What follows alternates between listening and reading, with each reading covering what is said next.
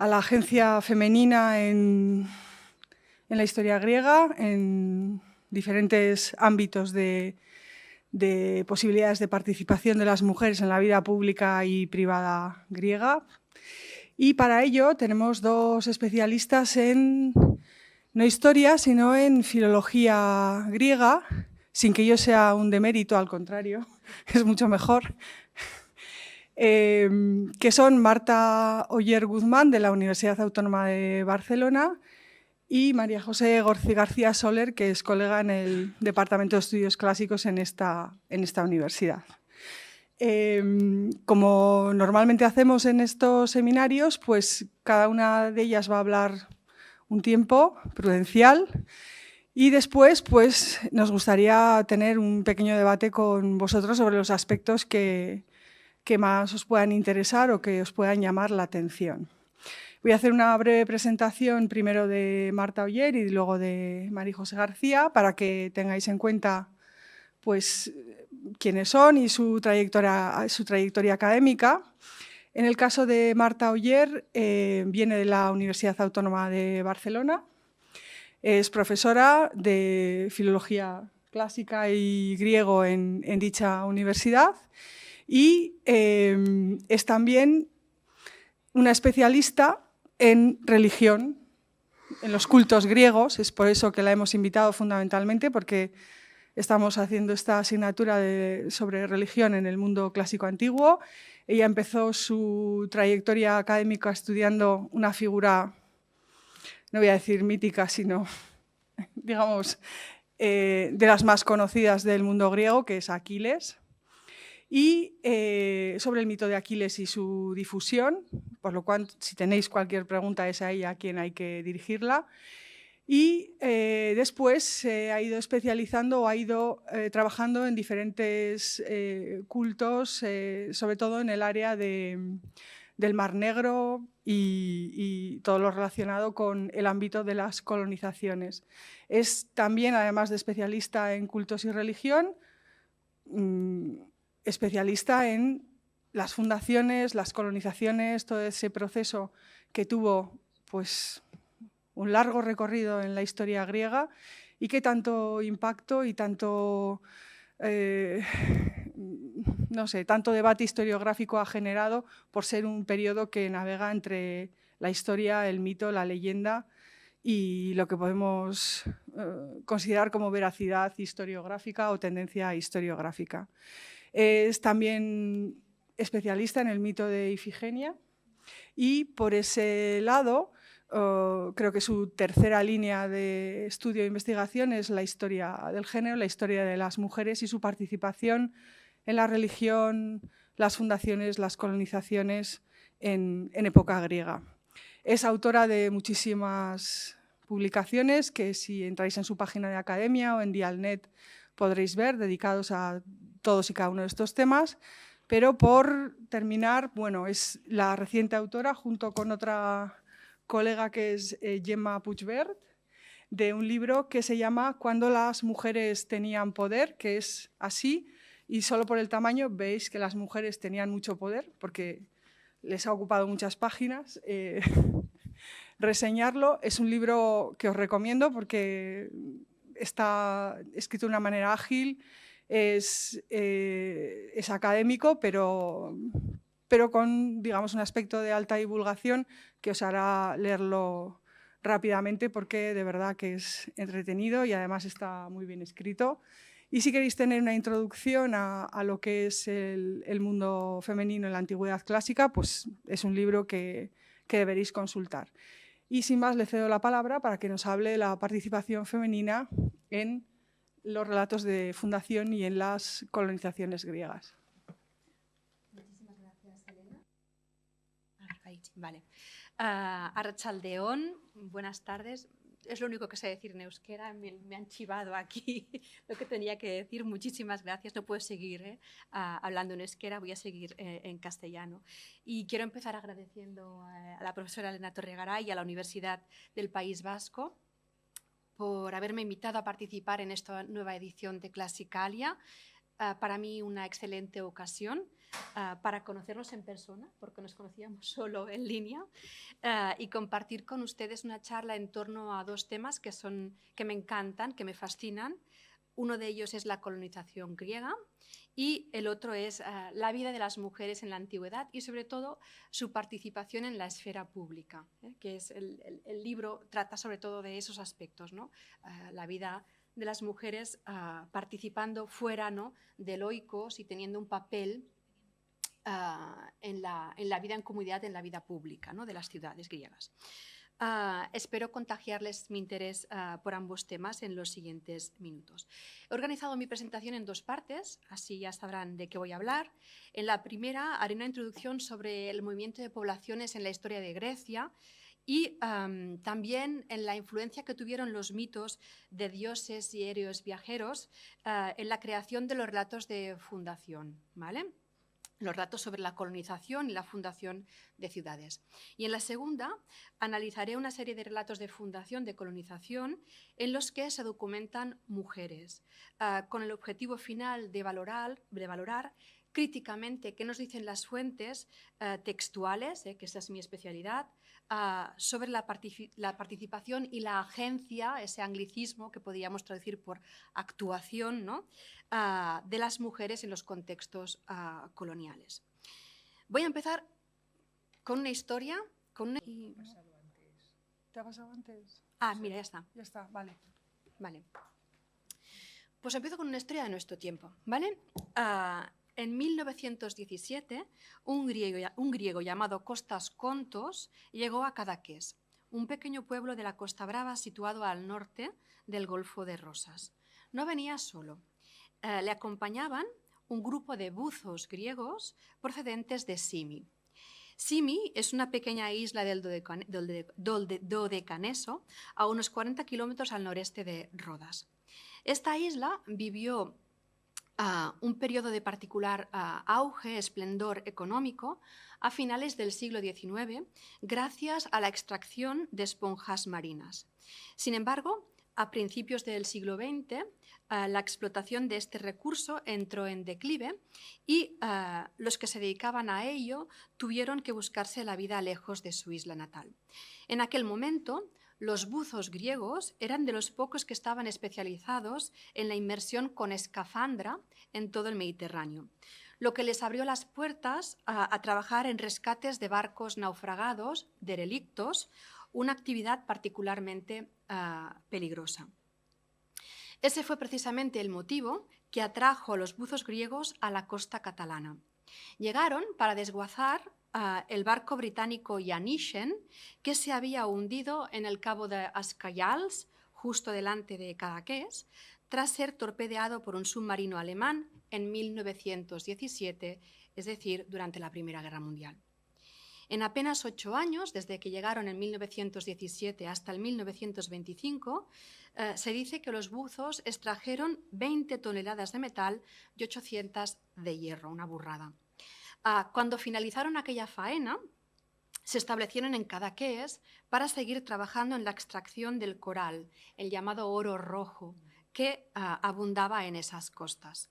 Sin embargo, con el estallido de la Guerra Civil, toda la colonia de griegos volvió a Grecia. Todos, salvo Kostas Kontos, que se quedó y acabó casándose con una mujer de Cadaqués llamada María Batllori, dando lugar a una estirpe greco-catalana de la que todavía hoy hay descendientes, ¿no? De hecho, si alguna vez ustedes tienen ocasión de visitar Cadaqués, pueden aprovechar para ir a comer o a cenar en el restaurante As Grec, el griego, en el catalán local, regentado por Constantí Kontos, que es un bisnieto de ese Kostas Kontos. La vida de Kostas Kontos, aparte de ser muy interesante, me sirve para ilustrar la primera idea que quiero destacar en esta charla. La idea del movimiento de individuos o poblaciones, la migración, la diáspora, si lo prefieren, como un rasgo que define a la civilización griega en muchos momentos de su historia. En la época micénica, durante la Edad Oscura, en la colonización histórica o en tiempos de Alejandro Magno, por mencionar solo ejemplos dentro del marco cronológico de la Grecia antigua, grupos de población griega se alejaron de su territorio ancestral en busca de nuevos enclaves donde empezar otra vida supuestamente mejor que la anterior. Estos movimientos no solo supusieron la ampliación del territorio bajo control o influencia griega, sino que tuvieron una repercusión fundamental en el desarrollo y en la evolución del conjunto de condiciones materiales e inmateriales del mundo griego antiguo. El viaje por mar, que en Grecia suele ser el punto de partida de los procesos migratorios, está enormemente presente en el mito griego desde los primeros testimonios de la literatura. De hecho, los mitos contribuyeron a dar sentido al paisaje marino en la antigüedad.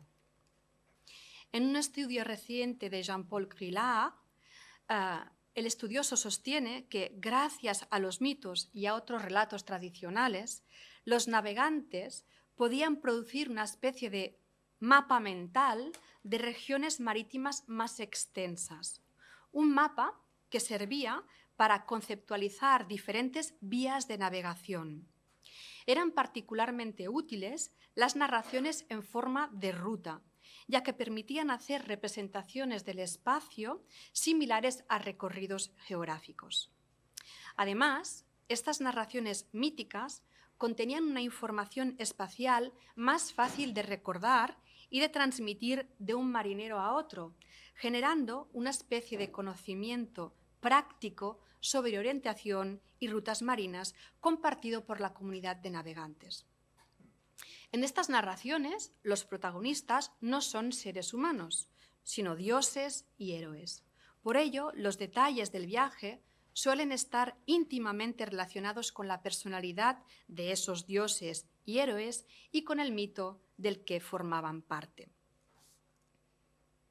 Piensen, por ejemplo, en Afrodita, la diosa que surge de los genitales de Urano mezclados con el agua salada del mar y que nada más nacer surfea por las olas hasta llegar a Chipre.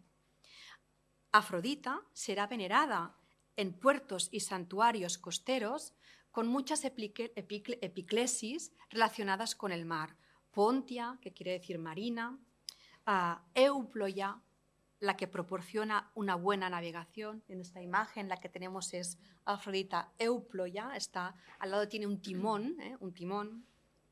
Galenaia, la que apacigua las aguas, o Epilimenia o Limenia, la Afrodita de los puertos.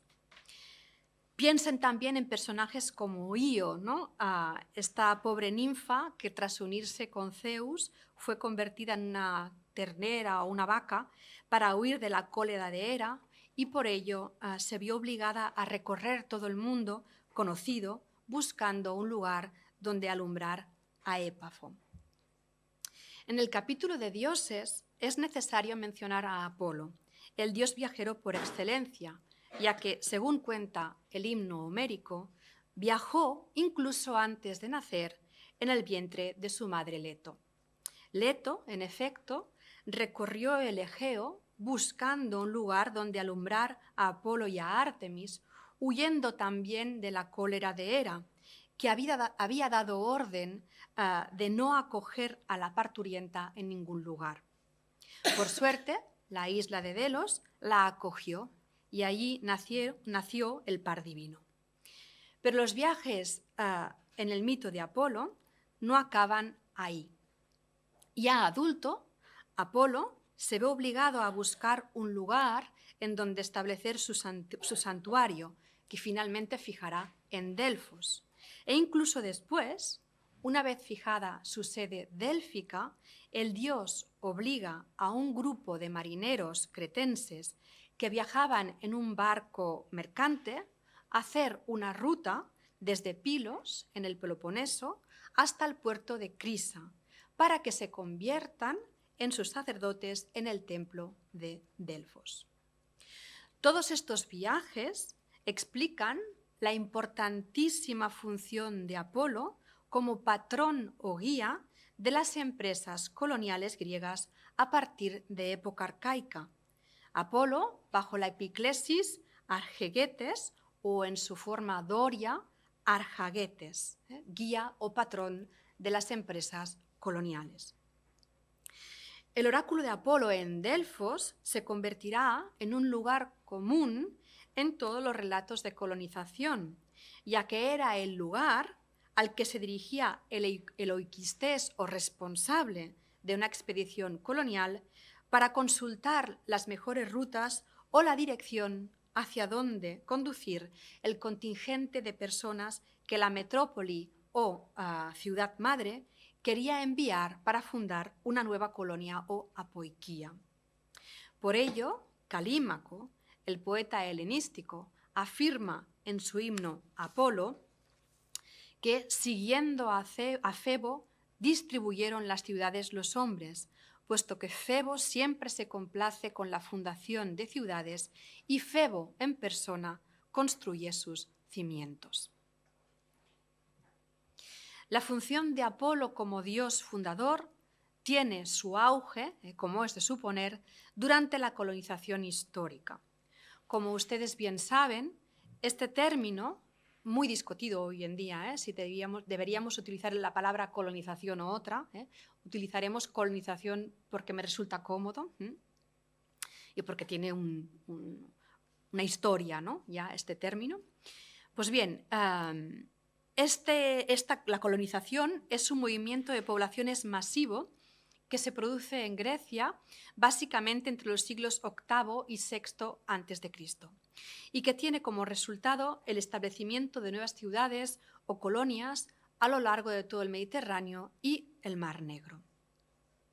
La colonización griega, que imagino como un proceso muy dinámico, lleno de éxitos y fracasos, de miedo y de aventura, en definitiva, lleno de experiencias de todo tipo, incentivó la creación de una serie de relatos que buscaban explicar cómo se había llevado a cabo la fundación, la ctisis, de una colonia concreta. Estos relatos ya no están protagonizados por dioses o héroes, sino por personas de carne y hueso, pero suelen incluir patrones y esquemas narrativos propios del relato mítico. En cierto modo, esto es lógico, ya que el mito, como veíamos, es inicialmente un relato tradicional, situado en el pasado lejano, remoto, que se transmite básicamente de forma oral, al menos en época arcaica, y que, como también veíamos, proporciona muchos ejemplos de dioses y héroes que recorren el mar y conocen una gran variedad de ciudades y pueblos, glosando el inicio de la Odisea, ¿no? Con la ampliación de horizontes que supone la colonización, esos dioses y sobre todo esos héroes viajeros del mito pasaron a ser considerados una especie de vanguardia de los colonos que vendrían después. Así, Jasón se convirtió en un primerísimo explorador de las costas del Mar Negro, igual como Odiseo y otros héroes aqueos lo serían del Mediterráneo central y occidental. Aunque a nosotros nos pueda parecer un uso indebido o abusivo del mito, en los relatos de fundación, a menudo, la historia se confunde o se funde con el mito, creando una amalgama narrativa muy difícil de desembrollar. En un estudio clásico de 1995, Irat Malkin ya definió a Odiseo como el héroe protocolonial, puesto que en sus aventuras los primeros colonos pudieron encontrar un modelo de perseverancia, astucia, valentía, apropiado para las empresas coloniales que iban a realizar. Además, Odiseo era un héroe que superaba enormes dificultades por mar y lograba llegar a su destino con el favor de los dioses, salvo el de Poseidón, como bien saben. No parece, pues, una idea desaforada pensar que, al son de los cantos de la Odisea, muchos hombres soñaran con encontrar un enclave como el que describe el mismo Odiseo junto a la isla de los temidos cíclopes, una isla de tierra fértil y rica, todavía no tocada por la mano humana, con un buen puerto donde fondear las naves y agua dulce a profusión, ese bien tan escaso en algunas zonas de la vieja Grecia. Los relatos de fundación, estas ctiseis, tal y como nos han llegado, presentan formas muy variadas. Pueden estar escritos, por ejemplo, en prosa o en verso indistintamente. También podían divulgarse por medios muy diferentes. La mayoría eran narraciones textuales, pero sabemos que también había relatos de fundación visuales, descritos o evocados en monumentos, artes decorativas o incluso monedas. Más adelante pondré algún ejemplo de ello.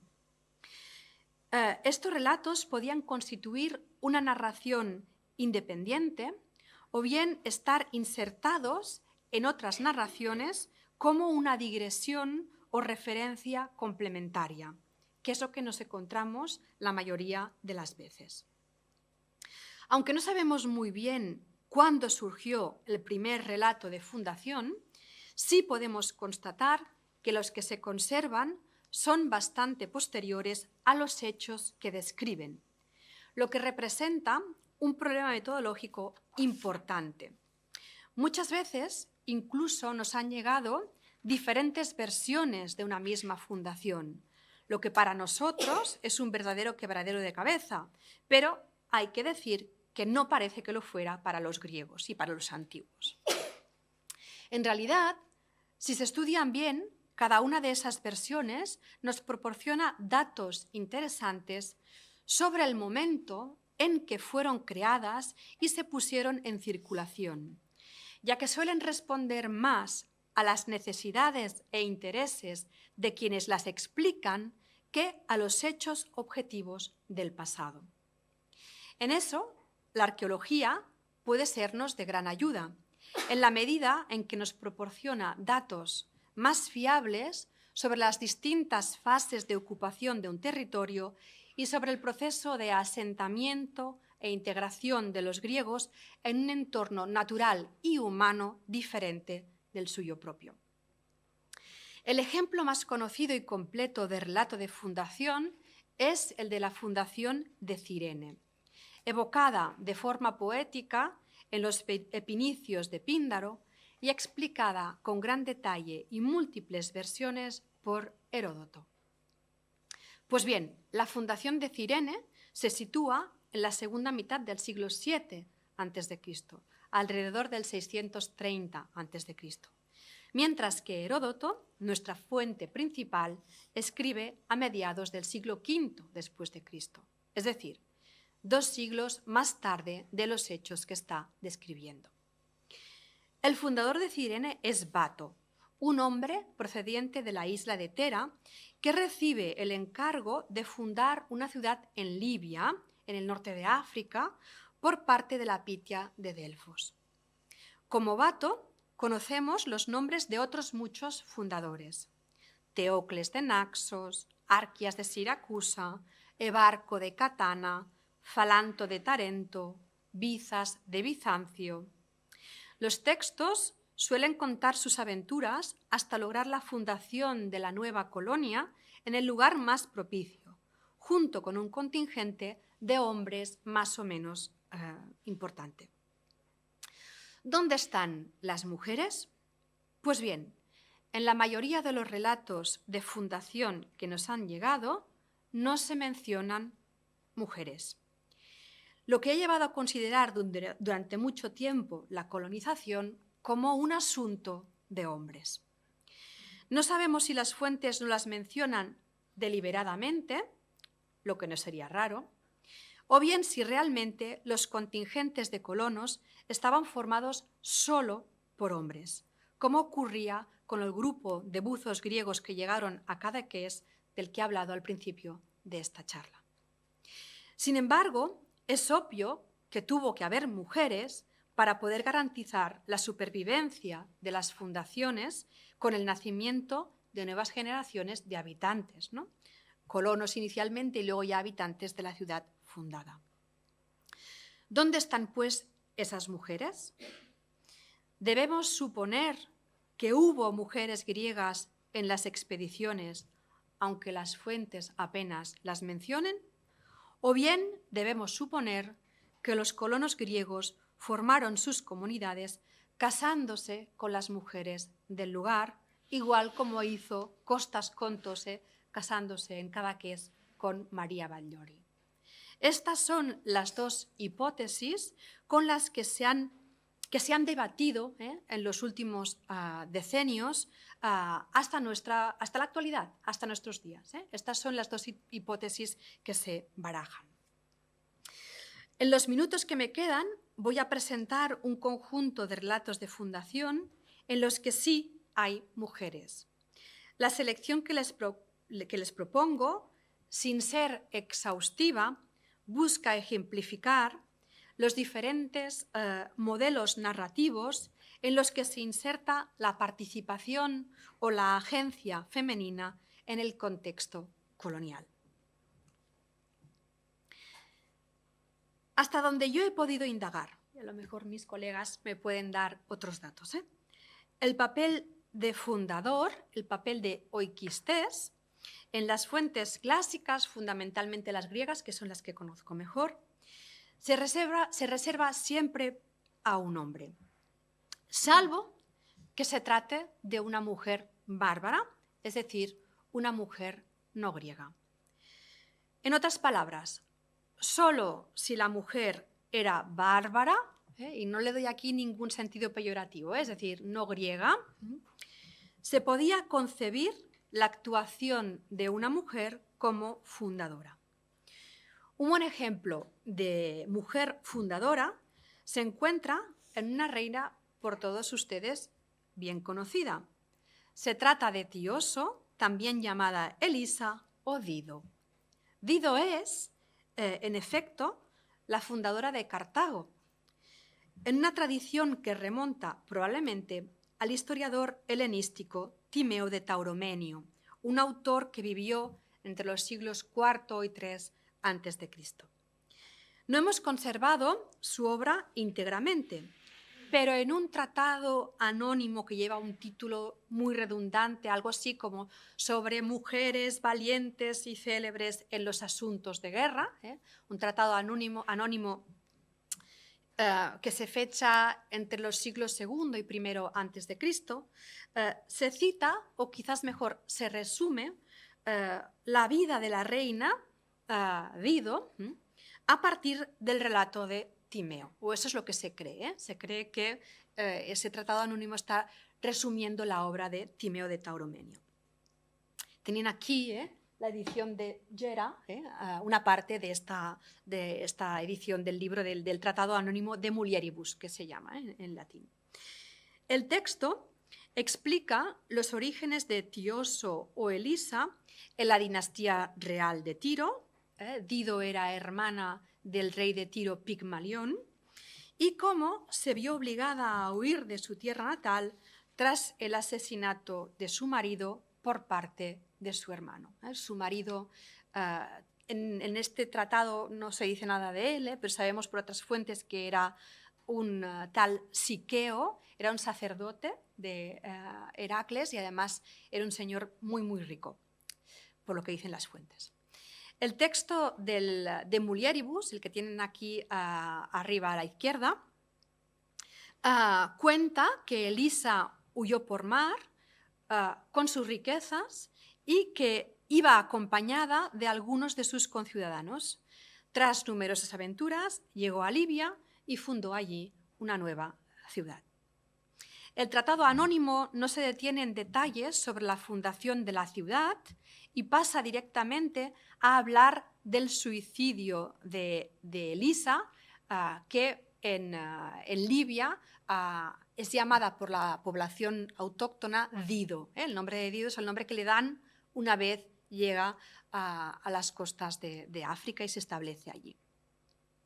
Evidentemente, el suicidio de Dido era mucho más interesante y narrativamente mucho más efectivo que describir la fundación de la ciudad. Sin embargo, otras fuentes posteriores cuentan cómo se fijaron los límites de la nueva ciudad gracias a la astucia de Dido. Como ustedes saben, la metis, la astucia, era la única forma de inteligencia que solía reconocerse a las mujeres en la antigüedad. Según cuenta Justino, y es el texto que tienen aquí en el lado izquierdo abajo, Elisa, al llegar a Libia, solicitó a los habitantes del lugar un trozo de tierra, tanto como pudiera cubrir una piel de buey, para descansar. Ellos, por compasión, pero también quizás porque veían en los fenicios recién llegados una posibilidad de comercio, se lo concedieron. Sin embargo, Dido se sirvió de una artimaña para lograr un territorio mayor. Hizo cortar la piel de buey en tiras muy finas y delimitó el perímetro de la ciudad, que sería conocida como Byrsa. Byrsa es una adaptación del griego byrsa, que quiere decir piel curtida, cuero, una etimología popular sin duda. Desde Byrsa, Dido y sus hombres saldrían a fundar Cartago un poco más tarde, ya con el beneplácito de las poblaciones locales. El relato de Justino, a diferencia del de Timeo, pone énfasis en aspectos negativos tradicionalmente asociados con el pueblo fenicio y púnico, como la avaricia. Dido huye con muchas riquezas, y el engaño, la infame fides púnica. En Virgilio, esa visión negativa de Dido se pone al servicio de un objetivo: justificar el odio ancestral entre Roma y Cartago mediante una historia de amor frustrado que lleva a la reina cartaginesa a suicidarse, no sin antes proferir una maldición contra Eneas y su linaje. En la Eneida, en efecto, el personaje se transforma de ser una mujer al mando, una dux femina, que ocupa el trono con decisión, imparte justicia y organiza el trabajo en su ciudad, a ser una furia vengadora, movida solo por el deseo de destruir a Eneas y todo lo que él representa. Esta transformación de Dido no es en absoluto inocente. Como explica Corinne Bonnet, situar el nacimiento de la metrópoli púnica bajo el signo de una mujer era la forma más sencilla y eficaz de desacreditarla inmediatamente. El destino de Cartago está comprometido desde el principio porque es femenino. En esto, Cartago está en línea con una alteridad oriental tradicional, generalmente codificada por las fuentes clásicas mediante la inversión de roles. Así, en Oriente, las mujeres ejercen el poder, como por ejemplo Dido o la misma Semíramis. Y estas mujeres imponen su ley a los hombres. En cambio, Roma nació de una pareja doblemente masculina y recibió protección divina masculina, Júpiter, mientras que Cartago fue elegida por Juno, por una divinidad femenina. Esta es la interpretación que da Corinne Bonnet de la versión de Virgilio de Dido. Aunque no hay mujeres griegas fundadoras en solitario, como decía, al menos que yo sepa, sí tenemos ejemplos de mujeres que acompañan a sus maridos en la expedición colonial y algunas incluso acaban jugando un papel crucial en la localización del enclave idóneo para establecer la ciudad. Una de ellas es Etra. Etra es la esposa de Falanto, el fundador de Tarento, una colonia espartana situada en el sureste de la península itálica, cuya fundación se sitúa a finales del siglo VIII a.C., es decir, en plena época arcaica. El relato de fundación, aquí se ha desplazado, veo que se ha desplazado, Tarento está aquí arriba, se ha desplazado, al pasar de mi Mac al PC, se ha desconfigurado un poco el PowerPoint. El relato de fundación de Tarento se debe a Estrabón y a Pausanias, que son autores del siglo I y II después de Cristo. Bueno, Estrabón primero antes de Cristo, un poco primero después, ¿no? Y Pausanias segundo después de Cristo. De modo que pueden ver que hay una distancia cronológica importante entre el momento de la fundación y los relatos que nos han llegado de esa fundación. Y pueden imaginar que en todos estos siglos hay una alteración de la narración de los hechos de la fundación. Y tenemos que aceptarlo porque no tenemos otra cosa. Etra aparece mencionada solo en el relato, en el texto de Pausanias, donde se deja de lado una cuestión de interés en torno a cuál era el origen de los tarentinos, de los habitantes de Tarento. Los tarentinos eran originalmente los llamados partenias, un grupo de hijos ilegítimos que habían nacido durante la primera guerra mesenia y al que Esparta se negó a dar ciudadanía plena, igualándolos a hilotas. Esta situación produjo una stasis cívica cuya solución fue enviar a los partenias, a estos hijos ilegítimos, a fundar una colonia lejos de Esparta. Falanto habría sido el responsable de guiar esa expedición. El relato de Pausanias cuenta que, de acuerdo con la costumbre, Falanto se fue a Delfos para que la Pitia le diera alguna orientación sobre dónde fundar una colonia. Y la Pitia le dijo que tenía que fundar una ciudad cuando encontrara lluvia bajo un cielo sereno. Sin prestar atención al oráculo, Falanto llegó a la península itálica y se enfrentó a los pueblos locales, pero no logró tomar ninguna ciudad ni controlar ningún territorio. En este momento, Pausanias dice, su mujer, que había venido con él, empezó a consolarlo. Es curioso que el periegeta se sienta con la obligación de recalcar que Falanto estaba acompañado por su mujer, como si lo contrario hubiera sido lo más habitual. Pero aquí la presencia de la mujer Etra resulta providencial, ya que Falanto, afligido por la situación, se recostó en el regazo de su esposa, la cual se puso a llorar mientras iba despiojándole. Y eso es algo un poco raro porque Falanto en griego significa calvo, pero bueno, le sacaba los piojos. Sea como sea, Falanto sintió la cabeza mojada por las lágrimas de su esposa y comprendió que aquel era el significado del oráculo de Apolo, puesto que Aithra, en griego significa cielo sereno. Falanto entonces fijó en aquel lugar la colonia gracias a la ayuda involuntaria de su esposa.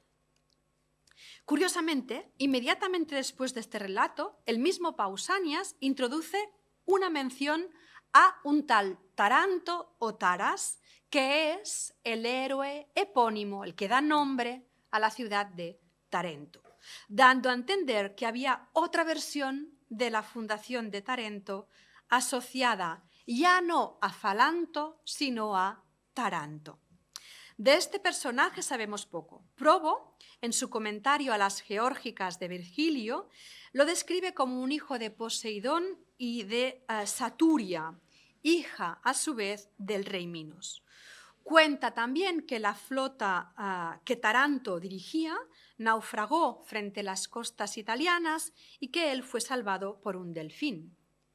Sin embargo, el mismo Pausanias, un poco más adelante, dice que en realidad fue Falanto quien se salvó de las aguas gracias a un delfín, puesto que el animal aparecía representado junto a él en un conjunto escultórico antiguo del tercer cuarto del siglo V antes de Cristo, que los tarentinos habían consagrado en Delfos. Por tanto, ven aquí muchas versiones que probablemente pues, incidían en un aspecto u otro. Una, sin duda, incidía en el origen del topónimo, este tal Taras en griego, Taranto o Taras, que sería daría el nombre de Tarento, y que sería un héroe autóctono, y otras tradiciones ponían énfasis en el origen lacedemonio de los habitantes de la ciudad, reivindicando a un héroe venido de fuera, Falanto. De la vitalidad de estas tradiciones y de su papel destacadísimo en la identidad cívica, en la identidad de la ciudad de Tarento, nos dan una muestra las emisiones monetales de Tarento, en las que es recurrente ver una figura masculina cabalgando sobre un delfín. Taranto, probablemente, aunque tampoco se puede descartar que fuera Falanto. En las dos monedas que ven en la imagen se ha querido incluso identificar a los dos héroes, ¿no? El que está sentado sería Falanto, el que está encima de un delfín sería Taranto. No es una interpretación unánime, como se pueden imaginar, pero me parece muy interesante el hecho de que, como ven, estas monedas demuestran la primacía total del protagonismo masculino, porque en ninguna de estas monedas hay rastro de Etra. Etra desaparece completamente de estas monedas. Etra es de las pocas mujeres griegas con nombre propio en los relatos de fundación que nos han llegado. Lo más habitual es que se documenten grupos de mujeres anónimas, sobre todo en los casos en los que la comunidad entera abandona la ciudad. Eso es lo que ocurrió en las ciudades jonias de Focea y Teos, según nos cuenta Heródoto. Ambas tomaron la decisión de huir antes que caer en manos del ejército persa de Harpago, que en ese momento estaba expandiéndose hacia Occidente. Por falta de tiempo no voy a entrar en el análisis en profundidad de estos episodios, pero sí quiero subrayar que los dos casos describen situaciones límite, situaciones en las que toda la comunidad está gravemente amenazada y encuentra en la huida la única solución posible para lograr la salvación y, lo que es más importante, preservar la libertad de sus individuos. En tales circunstancias, la comunidad se ve en la tesitura de decidir muy rápidamente qué hay que llevarse y qué hay que dejar en la ciudad. Y Heródoto aquí nos da una información muy valiosa. Dice, los foceos se llevaron las estatuas y las ofrendas de los santuarios, salvo aquellas que eran demasiado pesadas para transportarlas en las barcas, ya llenas de hombres, mujeres, niños y todo tipo de enseres. Es un gesto desesperado que nos revela la importancia que tenían los cultos locales en la identidad de una ciudad concreta y el valor que se daba a las imágenes con que se veneraban a las divinidades y figuras heroicas del panteón cívico. Ciertamente, la fundación de una colonia se consideraba un acto con fuertes implicaciones religiosas. El fundador, como hemos visto, no solo visitaba el oráculo de Delfos antes de emprender el viaje para recibir la sanción divina, sino que se llevaba consigo el hogar sagrado de la ciudad madre para encender con él el hogar sagrado de la colonia, en un ritual que establecía vínculos muy fuertes entre ambas ciudades, metrópolis y colonia. Casi inmediatamente después de fijar los límites de la nueva ciudad, se delimitaban los espacios sagrados, en donde se alzarían templos y santuarios para agradecer a los dioses, pero también para establecer los cultos y rituales que marcarían el ritmo de la vida en comunidad. El acceso a estos cultos y rituales es un derecho reservado a los ciudadanos y ciudadanas, de modo que cualquier limitación en ese sentido era considerada o un castigo o una afrenta. Podemos ver un caso muy ilustrativo de ello en la colonia de Turios. Esta fundación panhelénica de mediados del siglo V a.C., que se estableció junto a la antigua Síbaris, contaba en un primer momento con una población de griegos mezclada, en la que había, por un lado, los antiguos sibaritas, cuya ciudad había sido completamente destruida, y por el otro, los nuevos colonos, procedentes de Atenas y otras ciudades griegas. La convivencia fue buena en un primer momento, pero pronto los antiguos sibaritas se creyeron con mayores derechos que los recién llegados y se arrogaron dos privilegios: el acceso a las principales magistraturas, algo que afectaba a los hombres, y la preferencia en los sacrificios, algo que afectaba también a las mujeres. La ofensa era realmente muy grave, ya que con este gesto los antiguos sibaritas estaban diciendo que las personas recién llegadas e incorporadas al cuerpo cívico, tanto hombres como mujeres, eran ciudadanos y ciudadanas de segunda clase. La situación desembocó en una rebelión, en una stasis, que acabó con la matanza de todos los antiguos sibaritas, un auténtico genocidio. Este episodio demuestra que el acceso a los espacios de culto y la participación en los rituales cívicos eran inherentes al derecho de ciudadanía, y eso afectaba no solo a los hombres, sino también y muy particularmente a las mujeres ciudadanas. Digo muy particularmente porque las mujeres estaban privadas, por lo general, de participación en la vida política de la ciudad, pero en todas partes tenían participación en la vida religiosa de la ciudad. De hecho, las mujeres griegas tenían un papel de primer orden en muchos cultos cívicos y en gran cantidad de rituales de la esfera privada, asociados sobre todo al ciclo de la vida, como el nacimiento, el matrimonio o la muerte. Pero por ello resulta muy difícil imaginar que en las expediciones coloniales no hubiera mujeres. ¿Quién se encargaría, sino de todas estas prácticas rituales femeninas una vez establecidos en un lugar? Irat Malkin, quien en un artículo de 2020 defiende la participación de mujeres griegas en la colonización precisamente por su función primordial en los cultos, cita un pasaje de Estrabón en donde se afirma que las mujeres son las principales promotoras del respeto hacia las divinidades. Ellas son también las que exhortan a los hombres a prestar mayor atención a los dioses, a las celebraciones y a las súplicas. Teniendo en cuenta esto, no es sorprendente que algunos relatos de fundación mencionen la presencia de sacerdotisas entre los colonos. Según Estrabón, cuando los foceos se disponían a abandonar su ciudad, un oráculo les ordenó tomar un guía, un hegemón, de Artemis Efesia para la travesía. Los foceos llegaron a Éfeso y allí una tal Aristarca se presentó como voluntaria, pues la diosa Artemis, dijo, se le había presentado en sueños para ordenarle a que acompañara a los foceos en su expedición, llevando con ella un afídrima de los objetos sagrados del templo. El significado de afídrima es discutido. Se trataría probablemente de alguna estatua o objeto cultural de fácil transporte con el que se trasladaría simbólicamente el culto de un lugar a otro. Algo, como pueden imaginar, que es muy útil en el contexto de la colonización.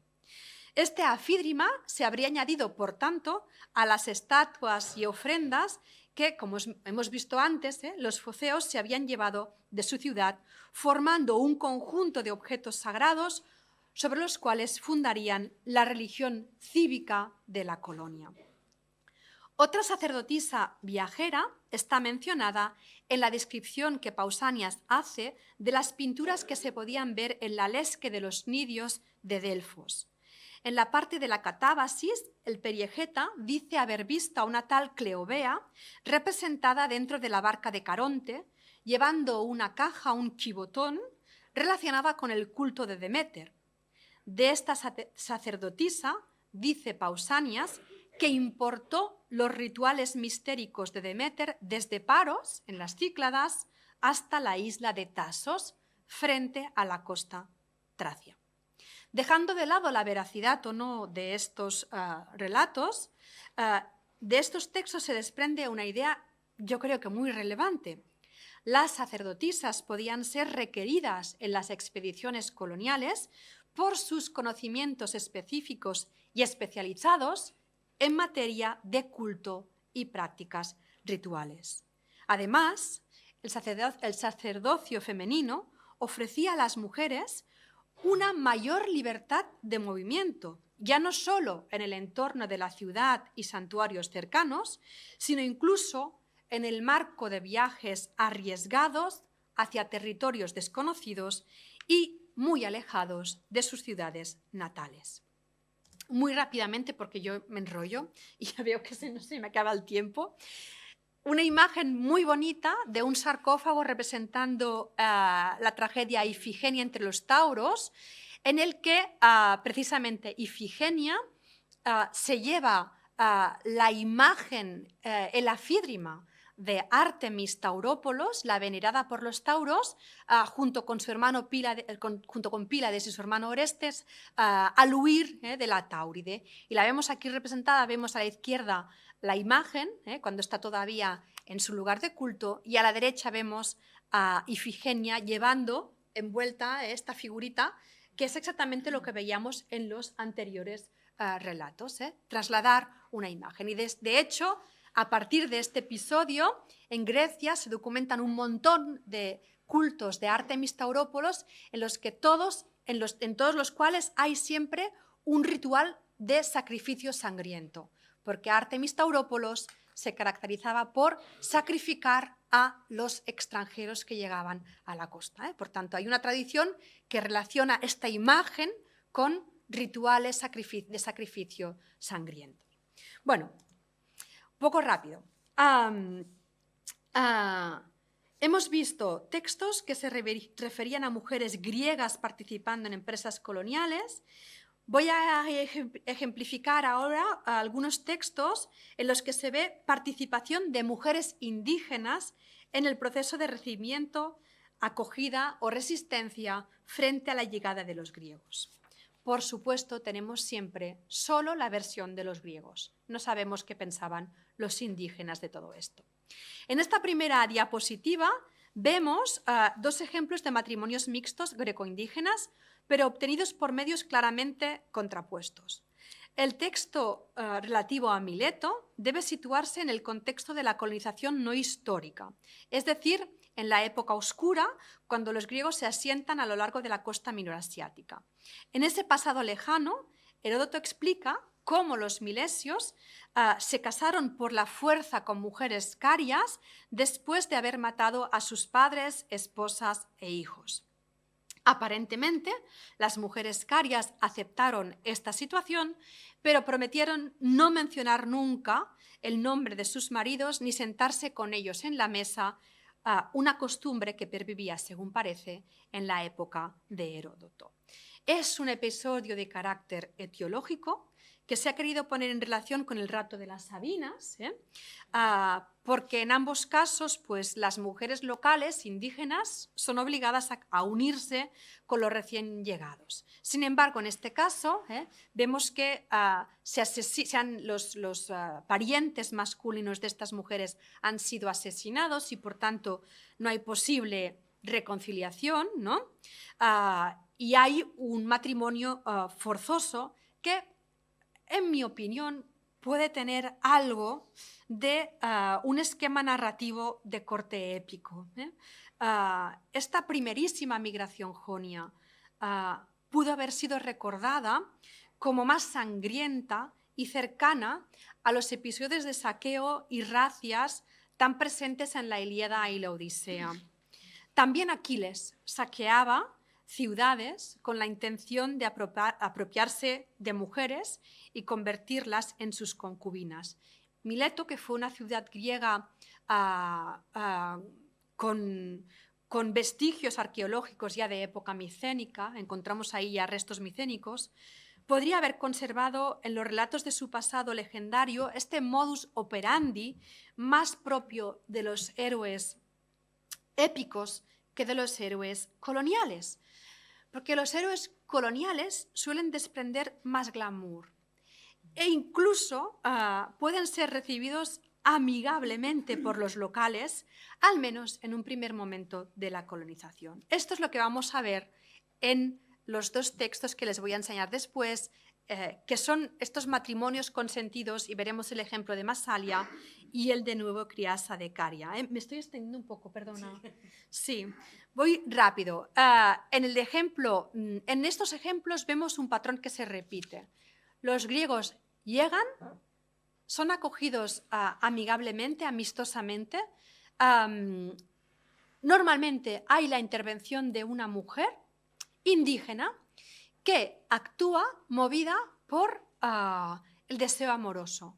Es decir, la mujer indígena, si no se enamora, queda fascinada por ese héroe griego, este personaje héroe, este colono griego, y está dispuesta a hacer lo que esté en sus manos para facilitar, favorecer el asentamiento de este colono griego. Esto hace que su participación en los relatos de colonización esté siempre a medio camino entre el papel de favorecedoras o mediadoras entre la población indígena y los colonos recién llegados y su papel como traidoras hacia su propia comunidad. ¿Por qué?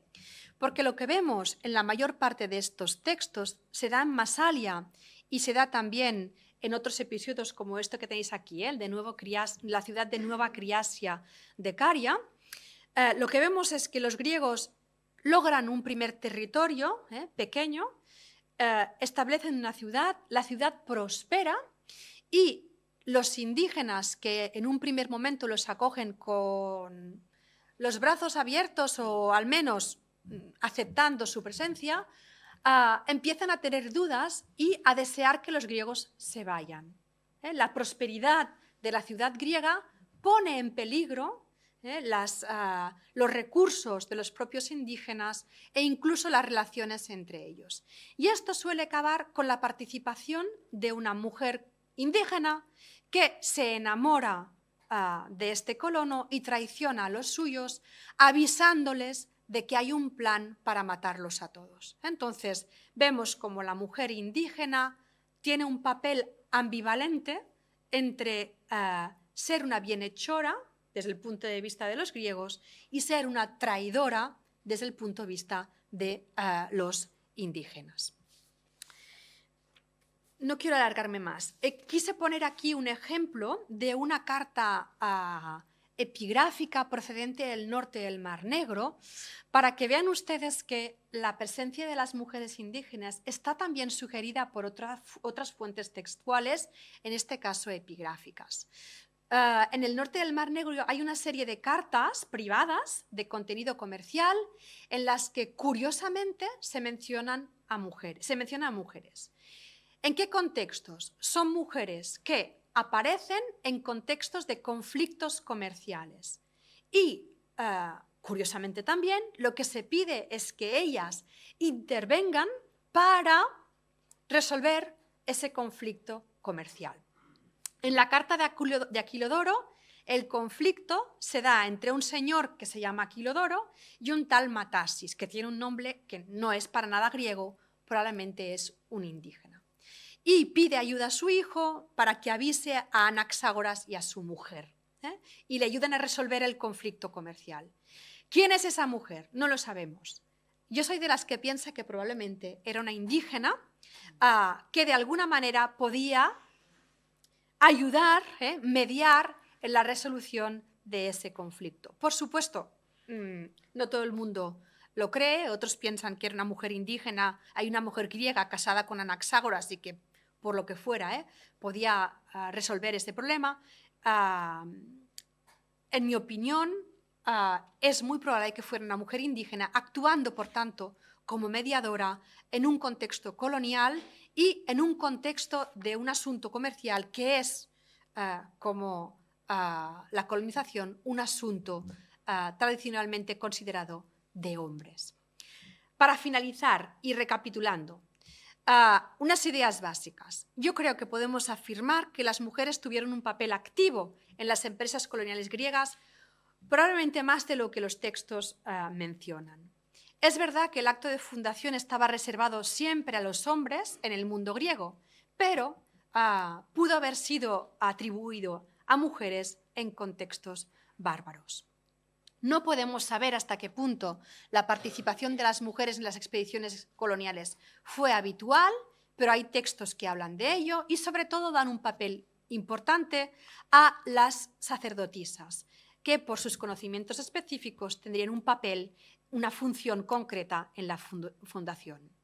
Los matrimonios con mujeres indígenas también debieron de ser habituales. Los textos, sin embargo, tienden a dar una visión romántica y novelesca de estos matrimonios, en los que estas mujeres indígenas actúan de una manera ambivalente que fluctúa entre ser unas bienhechoras y ser unas traidoras a las comunidades indígenas a las que pertenecen, ¿vale? Las cartas comerciales epigráficas del Mar Negro parecen subrayar este papel mediador de las mujeres en el comercio, en la resolución de conflictos comerciales. Y eso para mí tiene un valor enorme y da un contrapunto muy interesante al conjunto de los relatos de fundación. Relatos de fundación que no tienen que olvidar nunca, son creaciones literarias y por tanto están sometidas a esos patrones narrativos que encontramos en otros textos literarios, como por ejemplo pues, los relatos épicos o míticos de los que también he hablado. Y hasta aquí, y lo siento, me he alargado.